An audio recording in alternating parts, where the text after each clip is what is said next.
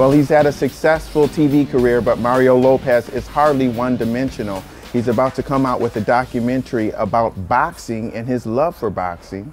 And I want to welcome you because we're going to talk about that. Thank you. Thanks for having me. And also, I want to welcome Bert Marcus, who actually directed it and produced it, and you were the narrator and the producer of it, right? Correct. Called Champs.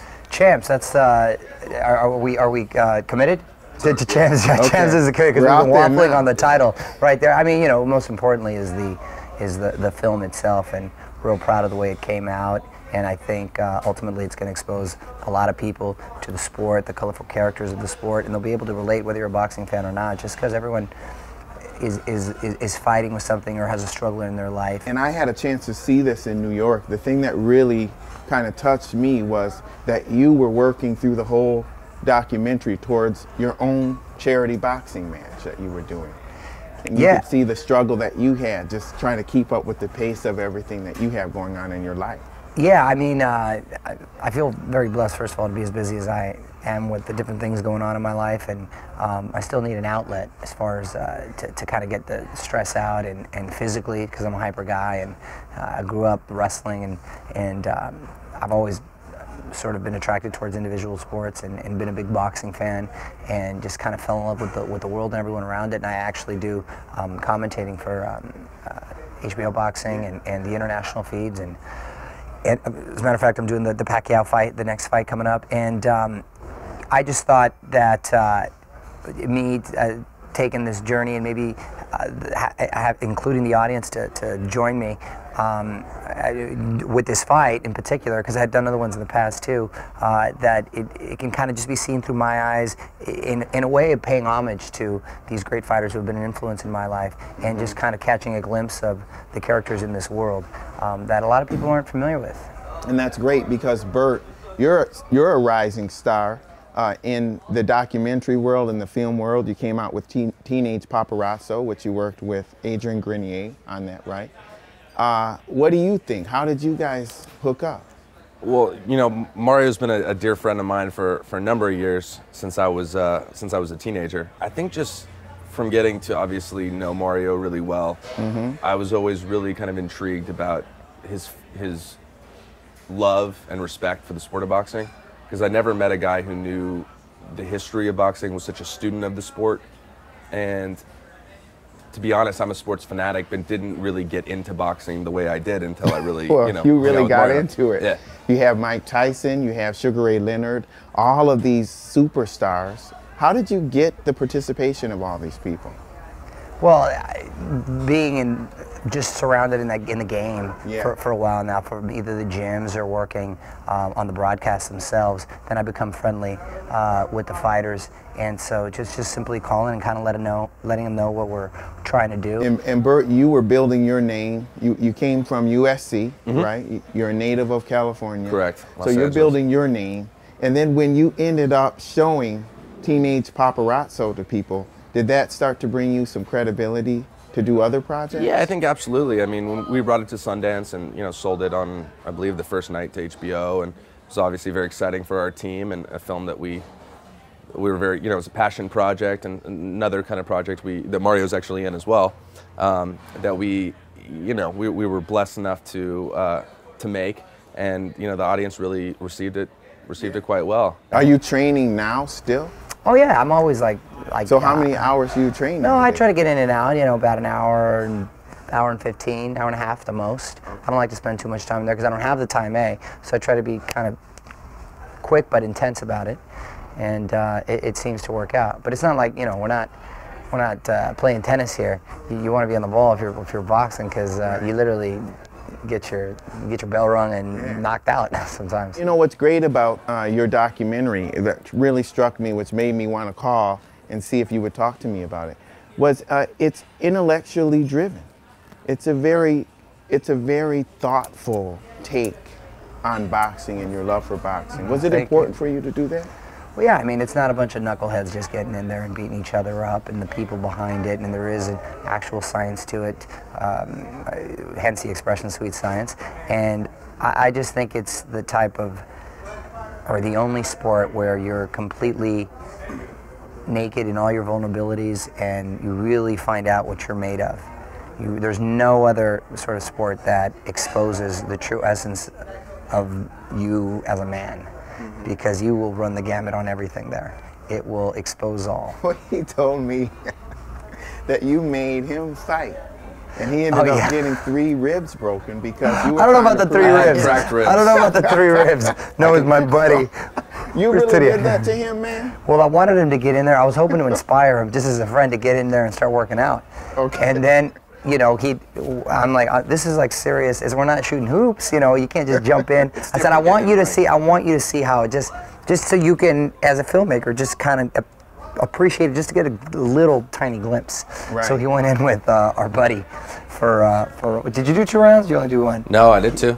Did you do 2? I did 2 full rounds. I did 2 full rounds. It's a different, like I said, I mean, your respect for the sport's so different once you actually get in the ring and get hit. Even with headgear, you just have a whole new respect for the discipline, how hard it is just to hold your hands up for 3 rounds and I have a whole new respect for you. I appreciate it. There's no other sport that was a risk. You can be killed in the ring, essentially. Oh yeah, there's no other sport where the intention is to hurt the other person.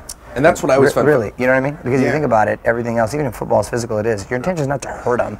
You want to score a touchdown, you want to win the game, right? There's injuries, but that's not your intent. Your intent in boxing is to hurt that person. You want to knock him out. Okay, well, and like we discussed, you know, in basketball and baseball, you can have an off season. You can have a year where you're just not up to par. And in boxing, literally in a matter of seconds, you can become reduced to a shadow of yourself. And I think that's what I really learned from interviewing these great guys. I mean, like Mario said, I think for me, you know, like you mentioned the reality stuff, what's so great about interviewing these guys and stepping in this world is these guys have overcome insurmountable, you know, obstacles against all odds, truly, like in their life. And it's something that just as a person inspired me. It's something that I looked and saw what people had to overcome just to survive and just to make a living. Even the people that weren't successful, the journeymen, you know, not even the Sugar Rays and the Tysons that we speak of, but like the guys who just want to stay alive in the sport. And that is just humbling in itself. And to see how they're humbled, some of them, and you how can't they help but be lose their humbled. mental capacity.